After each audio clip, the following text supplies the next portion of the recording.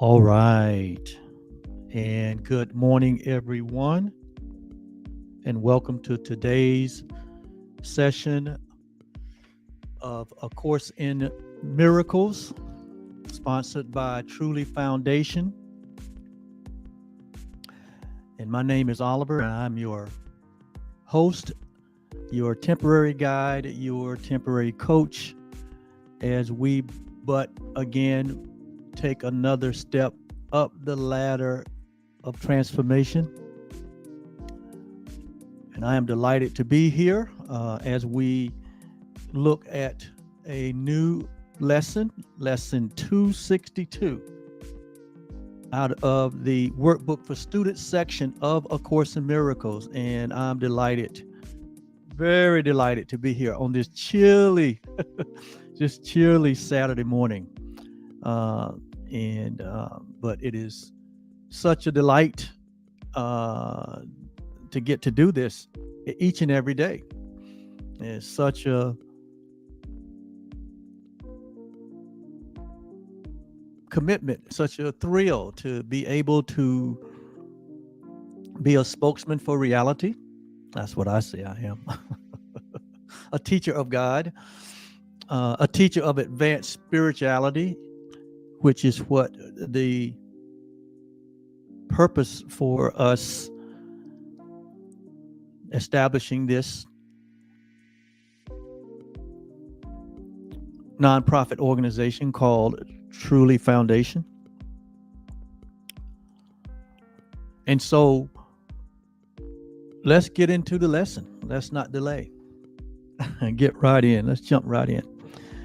Okay, so again, we're on workbook lesson 262. And remember, these next two sessions are teachings that highlight the idea that was shared 2 lessons ago, where we talked about what is the body and having the right perception about what the body, the right understanding of how the body is not our identification, but the body basically is a means by which we can express our true reality, express our true nature, communicate it to others. And that in so doing, that purposing the body for what it can be useful for, it becomes like the Course says, it becomes a healthy, serviceable instrument that will serve you well. And but when we try to put purposes, aims, functions on the body that it cannot handle, it has a tendency to break down. And so now that we have established that, today's idea says, again, workbook lesson 262, and it says, let me perceive no differences today. Let me perceive no differences today.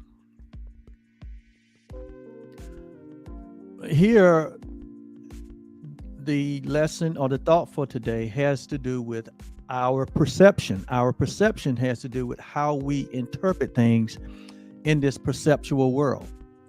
Remember, we've already established that there's only one reality, and that reality is God, and we are part of that one reality.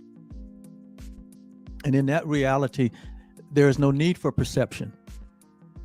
There's no need for forgiveness. There's no need for anything. There's no need at all. Why? Because in the reality, there is all in all.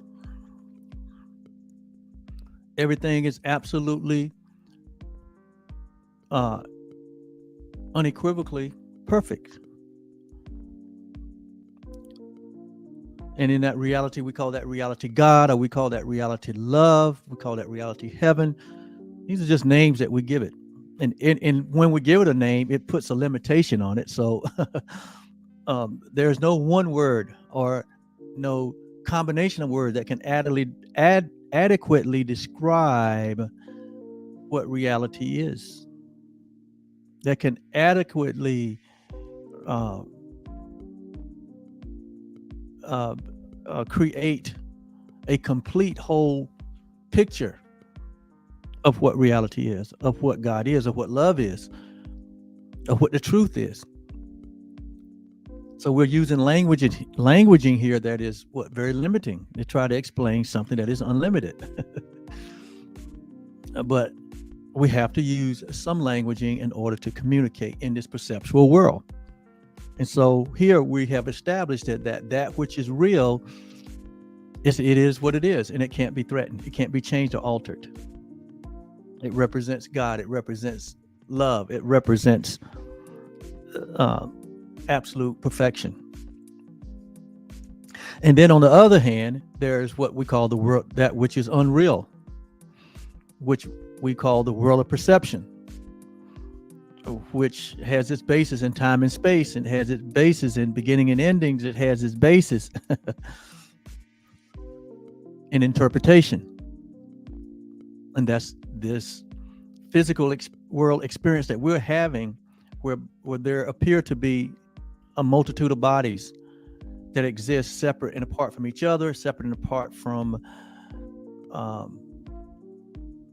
even its source. We call it the world of perception. And in the world of perception, there's duality. There's more than one. In the world of reality, there's only one. God is, and there is nothing else. And we're a part of that, what God is.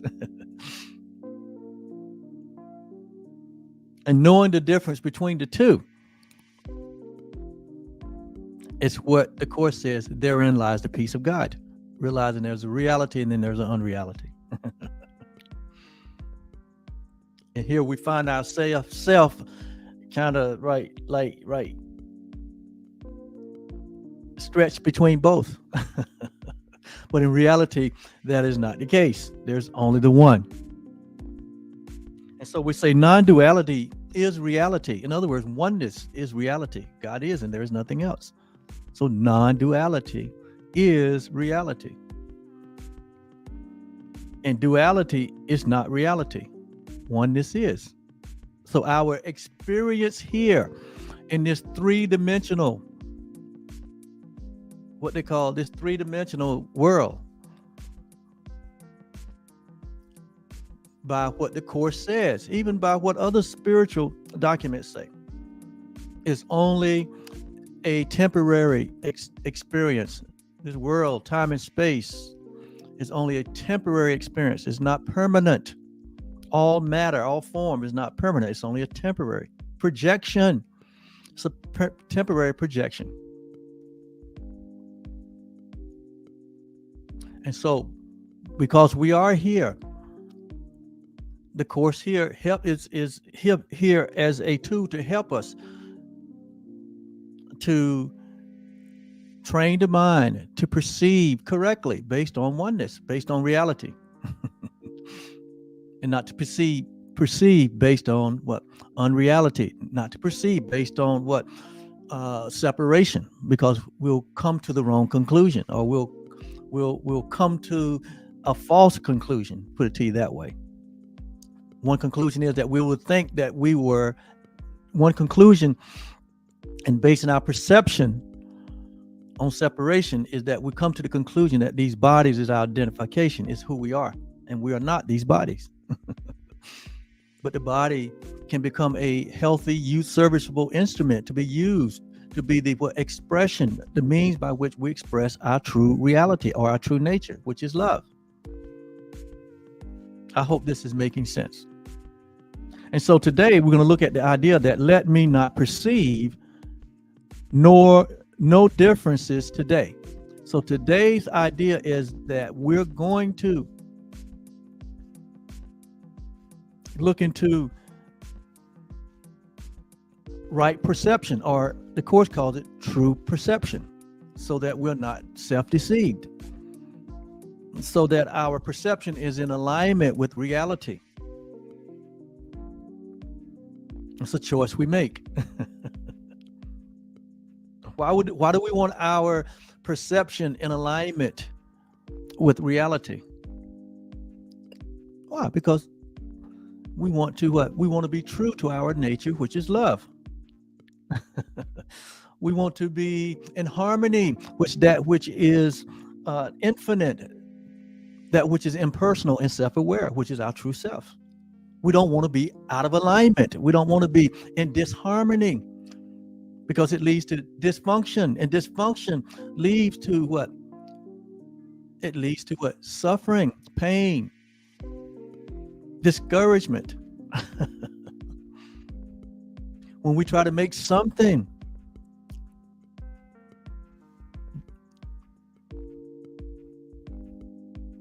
and substitute something that we made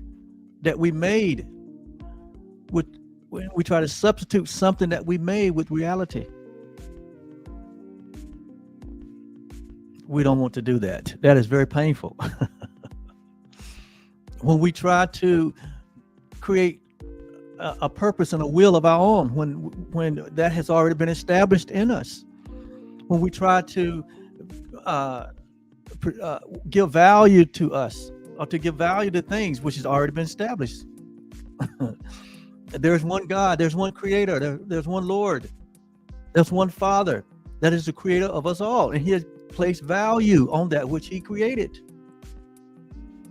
And what he's created, what he has created as invaluable, which is his creation, which is himself. When we attempt to devalue that which was created, it is very painful.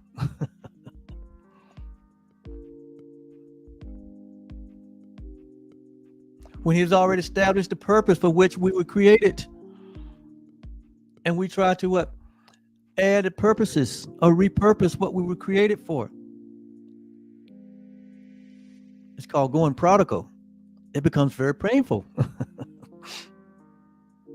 When we misuse and miscreate with the power that we've been given to express the true nature of who we are. It creates suffering and pain, and we don't have to look forward to see it in this world.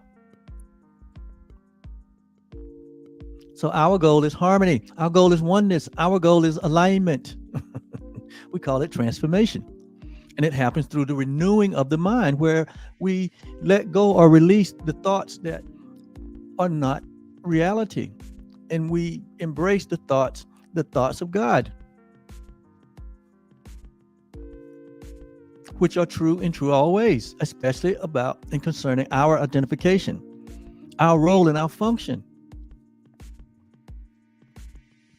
If we open ourselves up to receiving the word, the truth that is true always, which has been given to all of us completely,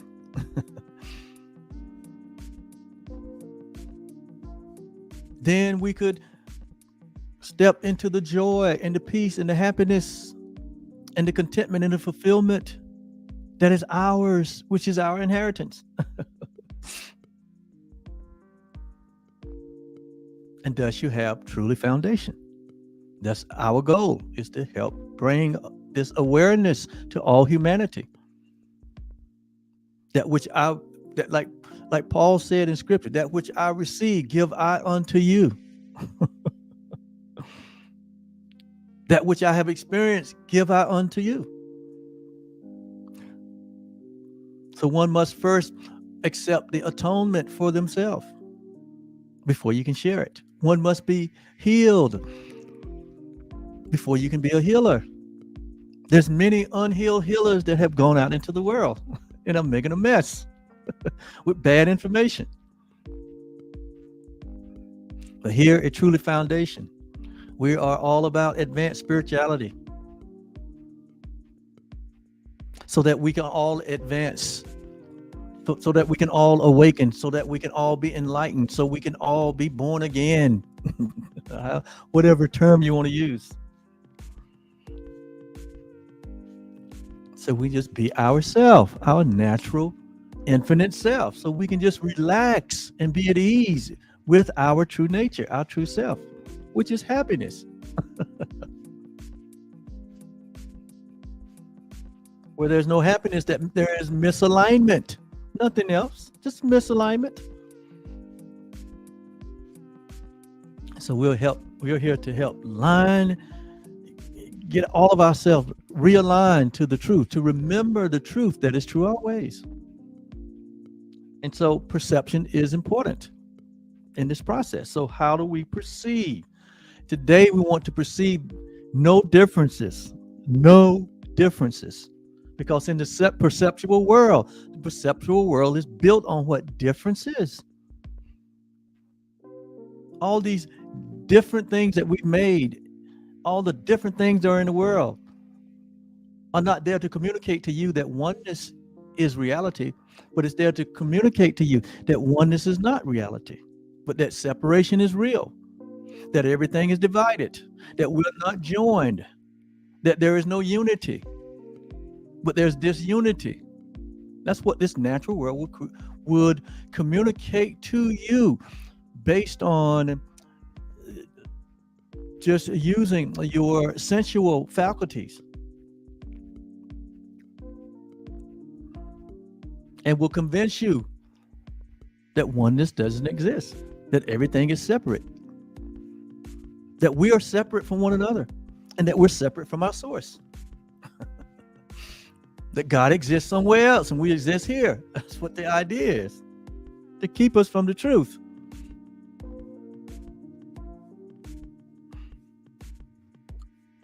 And so we need to just right off the bat here, in this lesson, it gives us a something like a prayer or declaration to remind us of what is real and what is not. And so I'm just going to read through this.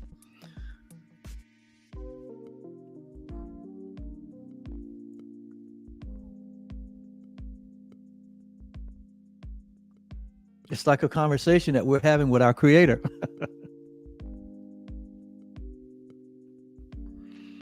When we realize that we're misaligned, we need to have a conversation. And it goes like this. It says, Father,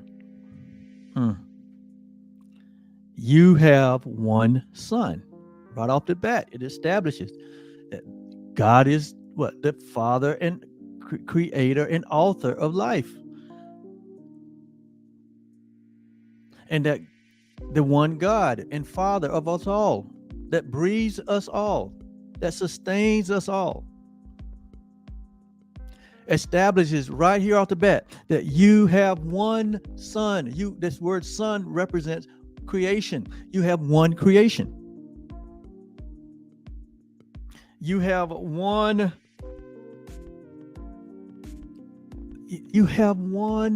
purpose. And so right off the bat, it is establishing that there is but the one. The Father, and what that Father extends. And what he extends, he calls his Son, or he calls it creation. In religious community, they call it, like in the Christian community, they call it Christ. That all things have been reconciled into the one thing. He calls it Christ. That God has reconciled the world back into himself. He calls it Christ. Paul said it was a mystery that was held back in time past, but now been made revealed to humanity. What is that? That Christ is you, or Christ in you, or Christ is you, the hope of glory. That all things have been reconciled into the one thing.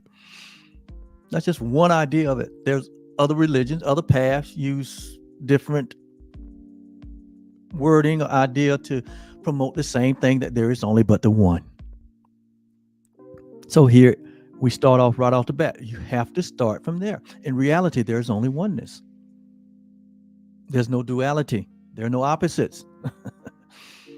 In reality, there's no polarity. In reality, there's only oneness. If you don't start there, you start from a place of error. If you don't start in oneness, that means you're going to start from duality. You're going to start from a place of separation. And if you start wrong, you're going to end up what? Wrong. But this is a universality. This is a universal idea that is broadly accepted. That there's one family, and that's the family of God. There's one family, that is humanity. And we're the one that put all the different divisions and differences and labels based on certain regions and countries. And, we did all of that. That was all of our doing. To reinforce that there is differences, that there is a multiplicity, that oneness doesn't exist.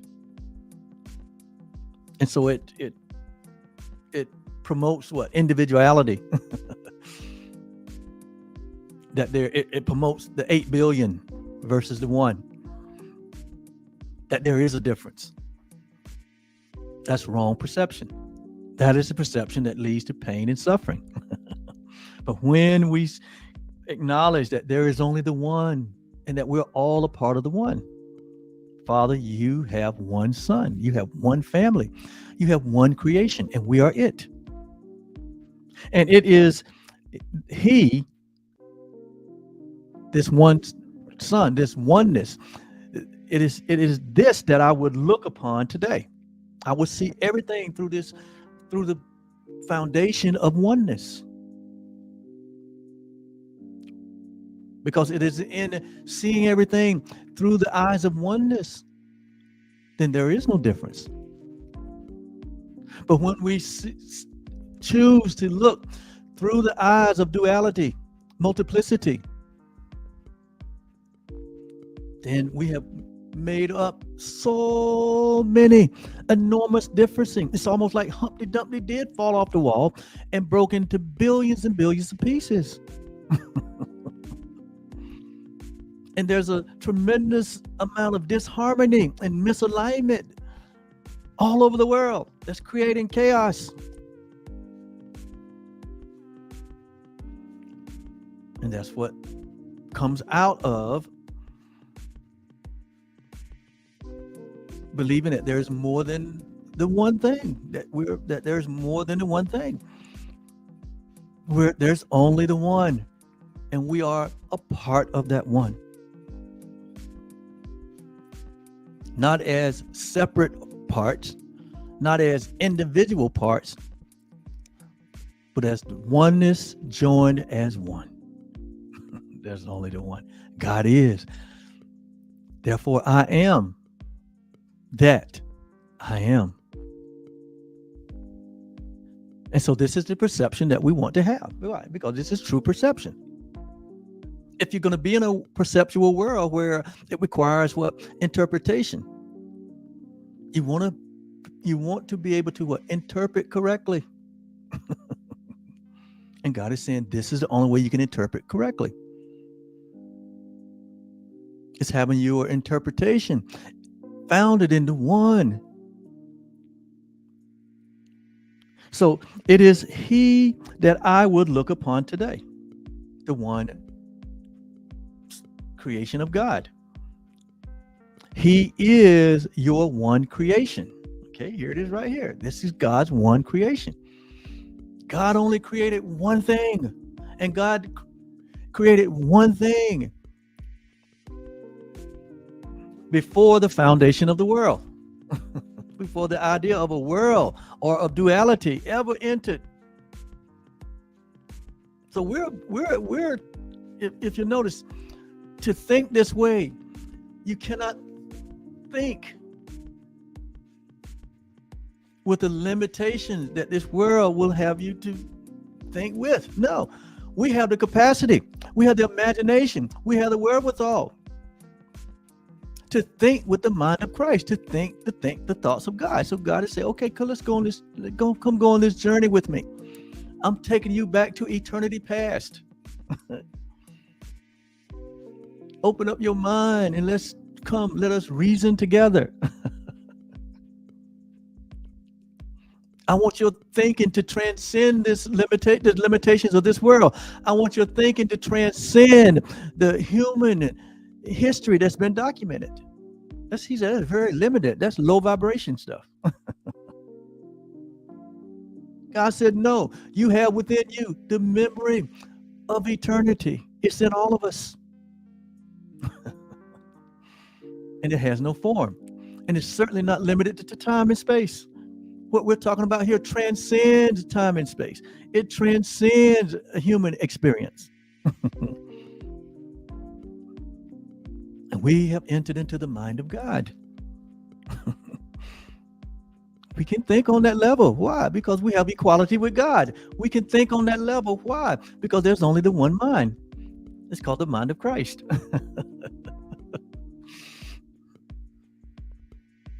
Or the Buddha mind. Or, whatever path, it doesn't matter the path. When they all embrace the oneness. I told you, languaging will get us stuck. Difference in religions will get us stuck. We're transcending religion here. We're going straight to the truth. And the truth is, God is our Father, and God has only one creation. He calls it His Son. And that this is what we're going to look upon today. And it is your one creation. Why should I perceive 1,000 forms, or 10,000 forms, 100,000 forms, or 1,000,000 forms, which we have gotten to perceive in this world of perception? You look around you, everything seems so what? Looking around in the room that you're in, everything seems so what? So individuated, so separated. Everything seems to be an individual form in and of itself, holding its own space, not joined with anything. That's the way. So he says here, he said, why should I perceive 1,000 forms in what remain as one? So this whole world was made to keep us from the understanding of oneness. This entire world was made. Notice now, I didn't say it was created. It was made out of a thought of separation and division and separation.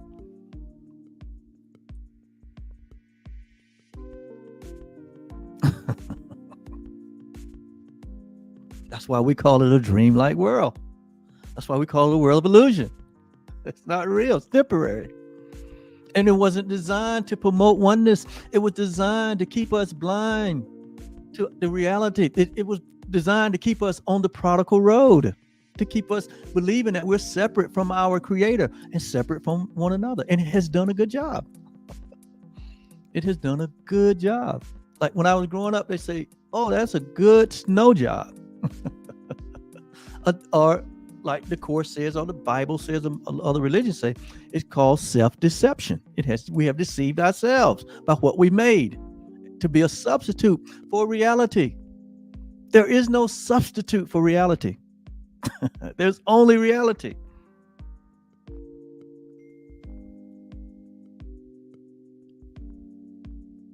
So it says, why should I perceive 1,000 forms in what remains as one? Why should I give this one 1,000 names? We live in the world of perception where there are thousands upon millions of names, trillions given to what? All kinds of forms, including bodies. And so the question here is, why should I give this one 1,000 names when only one name suffices? When there's only one name that is reality. All of this is part of the deception. All of this is part of the illusion. All this is part of a so-called attack on reality. We read earlier that where it was said that the world was made as an attack on God.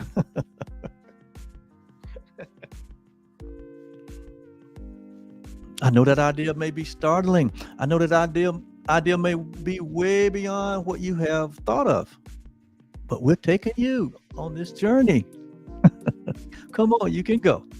You can think on this level. You can think. You just some of us never been challenged. Some of us have never been brought into the awareness that we are infinite beings and we can open up our awareness. And within that opening, all infinite intelligence is available to all of us. We just have to avail ourselves to it. And this is one purpose for Truly Foundation, to help humanity avail itself to an expanded awareness, to an expanded consciousness of truth. So we can lift ourselves out of the prison that we placed ourselves in. So we can lift ourselves out of the fear and the guilt and the judgment that we had levied upon ourselves.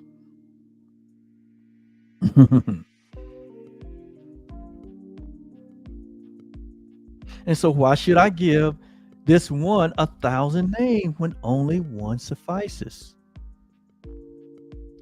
For your son, or for your creation, Father, or for the creation of God, must bear your name and your name alone.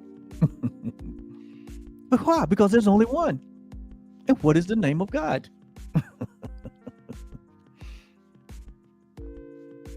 Well, we'll get a glimpse of that if we look at scripture, where revelation came to Moses when he was writing the Genesis story. And when Moses asked God, who should I tell Pharaoh sent me to tell you to let the people go? God told him, tell Pharaoh that I am sent you. The I am sent you. And so it says, why should we give one 1,000 names when one suffices? For your son must bear your name, for you created him. And why do you think it's so natural for us? And we say it more than any phrase, than anything that we've ever said in life. When it comes so natural, is I. And when we say I, what we are acknowledging is that we are conscious, that we are aware, that we exist. We know that we exist. And when we say am, I am, what we're saying is that that we not only exist, but we are just like our Father. I am that I am. And we say that not even realizing what we're saying. You're speaking the truth when you say I am. But where we have made the mistake or the error is adding to the I am. You know what I'm saying? I am this, I am that. I am black, I am white, I am broke, I am rich, I am sick, I'm afraid, I'm lost, I'm this, I'm that, all the names. He said, why do we do that when one will suffice? I am. God is, and therefore I am. You are saying so much when you say that and don't even realize it. But what we make the error is when we try to make or add on to what the I am is. There's nothing to be added, because I am represents everything. I am represent that which God is, which is everything. God is, therefore I am. It's the most powerful statement that we can make. And we can cease to speak from that point. Because in making that statement, we release or we affirm reality. And reality affirms us.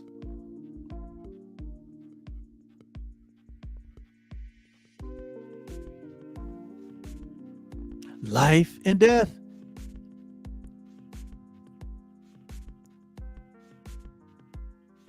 Or the experience of it is made by the power of the tongue, the words that we speak.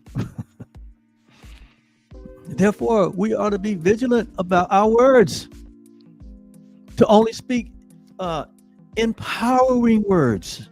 God is, therefore I am. Those are empowering words. Those are words of affirmation, words of truth, words of reality, words of love. And so the wise man speaks less and enjoys more. The foolish man speaks more and enjoys less.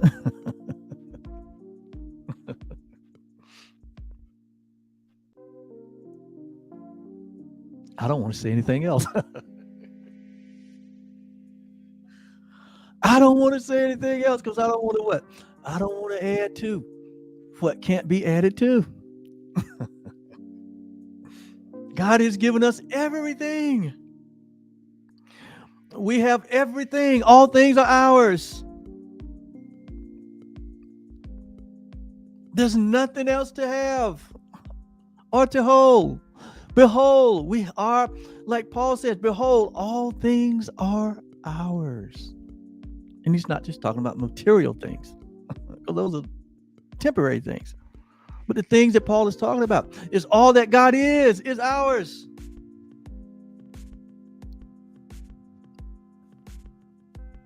That which words cannot hold is ours.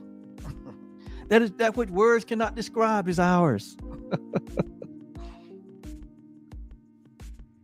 He says, for your son must bear your name, for you created him. We remain as God created us. We remain as the one creation of God. We remain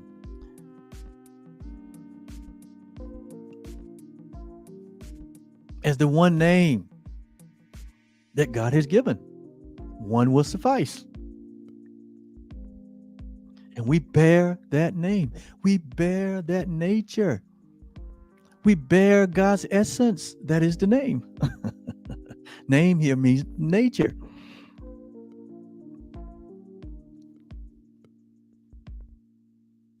Let me not see him as a stranger.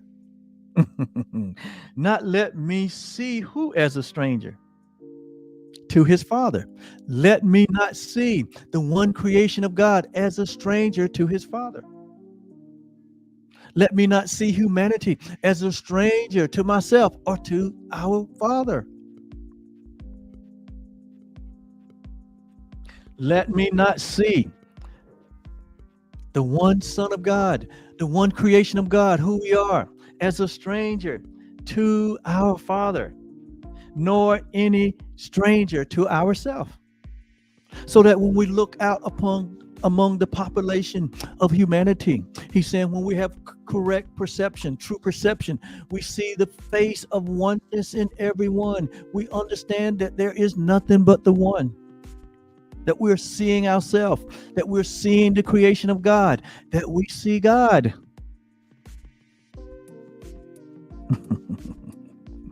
And there is no differences. That's what it means here when it says, let me perceive correctly. That there are no differences today.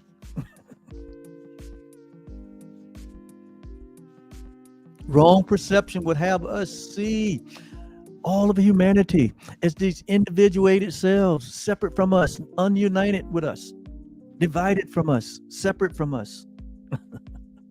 And that only leads into further misaligned thinking, to where it gets to the point where we'll begin to see a human as having no value, to the point that we will destroy a human life.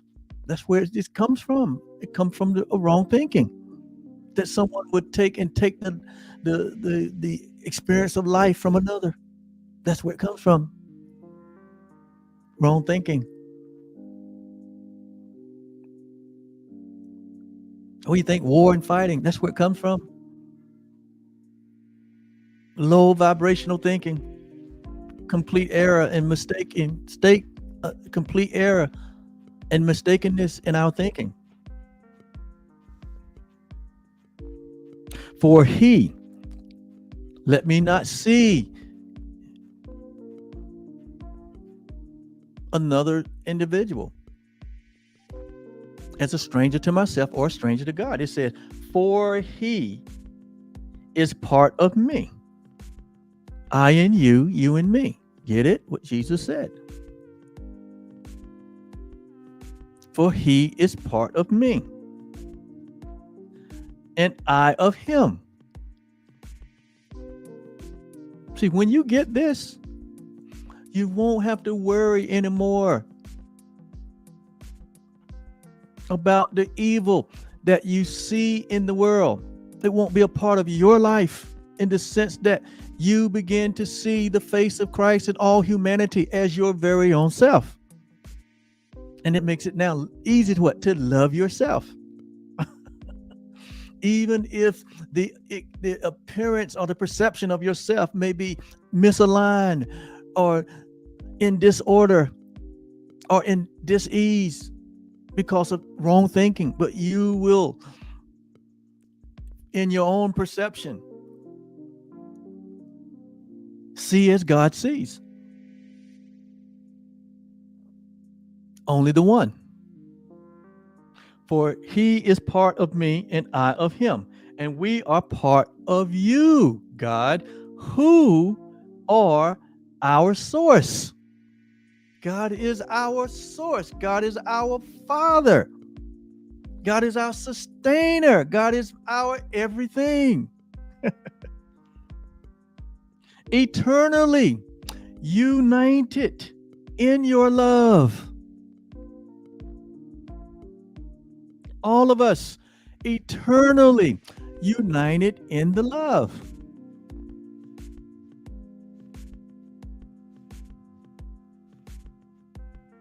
Eternally, the holy creation of God. Oh, wow. Now you see why it says, through forgiveness, we just look and we wait and we judge not. Why? Why would you judge yourself? Because to judge your brother is to judge yourself.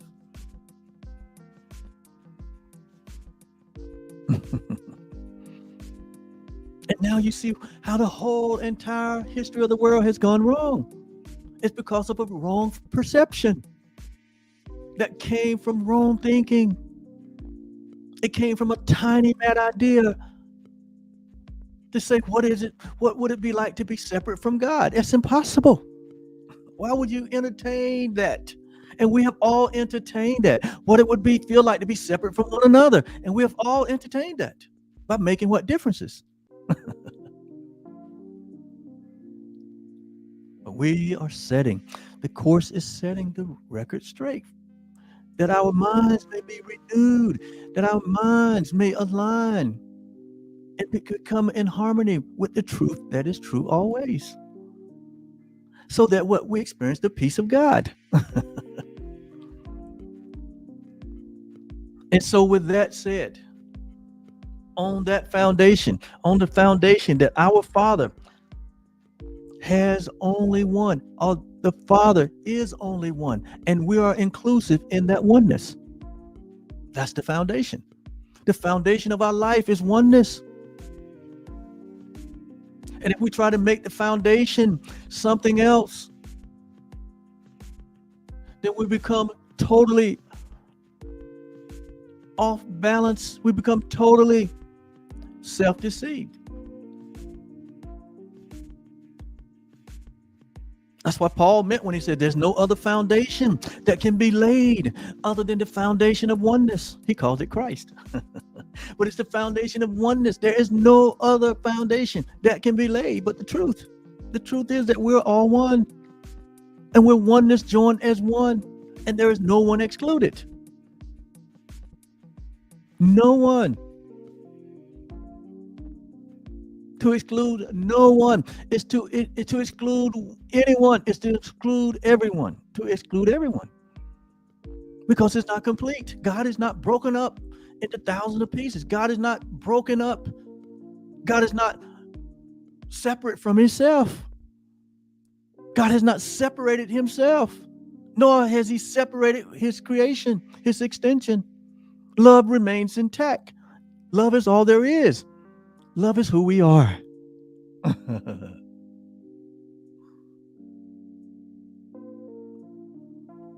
So to close out this message and close it out, I will put a pause on it. We who are one would recognize. Remember, enlightenment is but a recognition. When we recognize this foundation that we have shared here, we experience the enlightenment, the wisdom of God, the knowledge of God. When we embrace this as our very own, because it is your very own. So we who are one would recognize that this day, the truth about ourselves. This is the truth about yourself. This is the truth that sets you free, that Jesus said, when you come to realize this truth of oneness, he said, the truth will set you free. This truth that you know, the truth that you embrace, the truth that you walk in, it is what will set you free. Truth in and of itself won't set you free. What sets you free? What sets you free to experience it right now is the intimate awareness, is the intimate involvement, is the oneness that you begin to practice in every area of your life. You can do it. We can do it. And it starts right now by shifting our perception. That we don't see 1,000 names, that we don't see 10,000 things, that we don't understand that there's a multitude and that duality is reality. But what we started right now when we embrace the reality that the Father has one creation and we are that. That the Father has one name and we are that.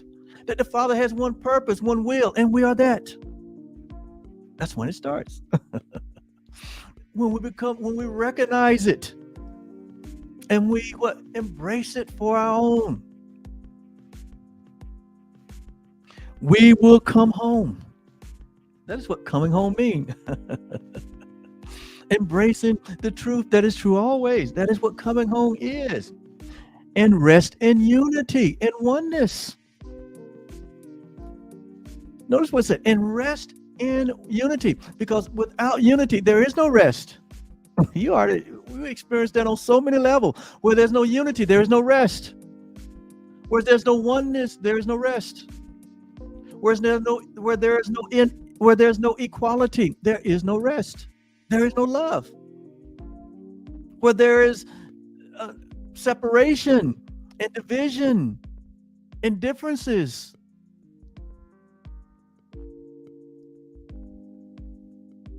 there is no rest. There is no peace. Peace comes, like it says, when we accept the reality, that in reality, that which is real, it cannot be threatened. It cannot be changed or altered. You are the oneness joined as one in unity with God and all creation, all living things. Therein lies the peace. Therein lies the rest. That there is only the one. That you're not bamboozled by the perceptions of this world. You're not bamboozled by the messaging of this world that we made to be an attack on the truth. But now you see clearly. You can see clearly now that the veil has been removed. You can see clearly now that you have joined with the one purpose, that you have joined with the only reality that there is, that you are indeed the I am of God.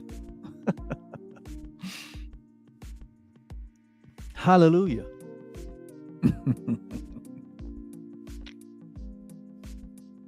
That is what coming home is. And there's a grand homecoming that is taking place right before our very eyes. When one wakes up, when one recognizes the truth, that is a homecoming. That's the real homecoming. When one wake up to the truth of who they are, that is the real homecoming. Because in the real homecoming, we realize that what we have been on this journey without a distance, that we have always remained in the heart of God, that there's never been a separation. We may have been asleep, but now that if we have awakened, like the prodigal son father says, hey, let's have a party. Let's have a Holy Ghost party.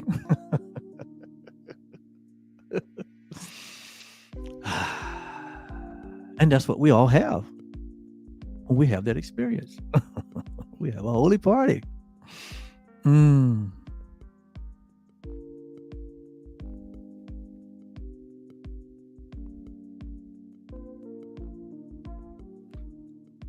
then it concludes here by saying, but there is peace. There is peace.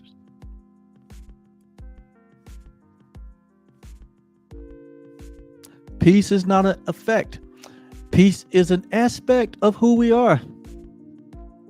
We just had it locked up and chained up in our wrong perception, our wrong thinking, our religious ideas, putting our faith and our credence in something that is not real. That's where the peace was locked up or locked out. Like I said, we built fences.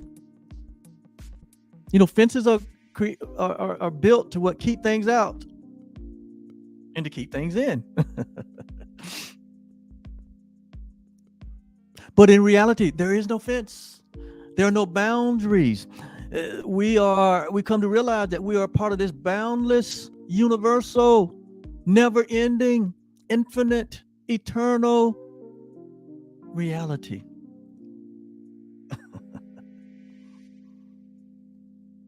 And so it is. For there is peace, present peace, because there's only the present moment.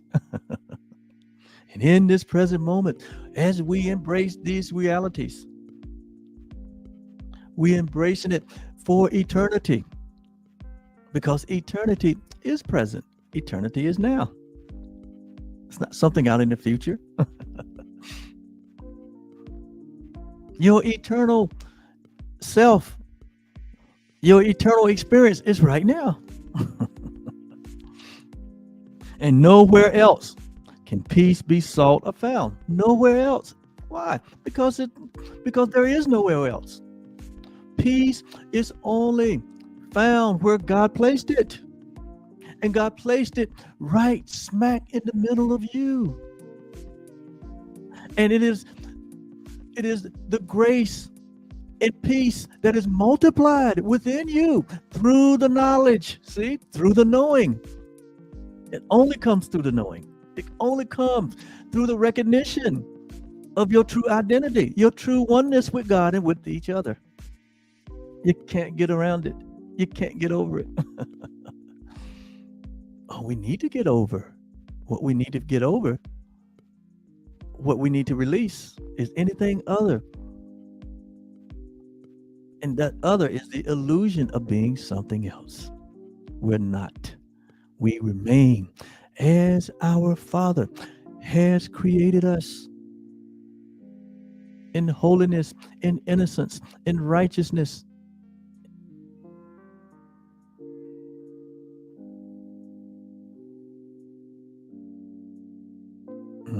I hope you're seeing what I'm seeing. I hope you're perceiving what I'm perceiving. And I know you are. So now we see why the lesson said what it says. Let me perceive no differences today. Why? Because there is none. And if you see differences, just know that you are making them up. And you are giving your oneness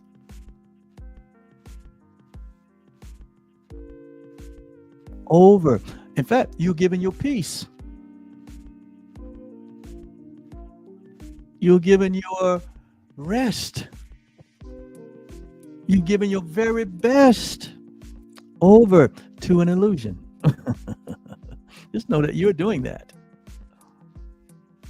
When it happens to me, I'm doing it too. But today, it says, today we choose. Today. You can only be accountable for today. Why? Because today is all there is.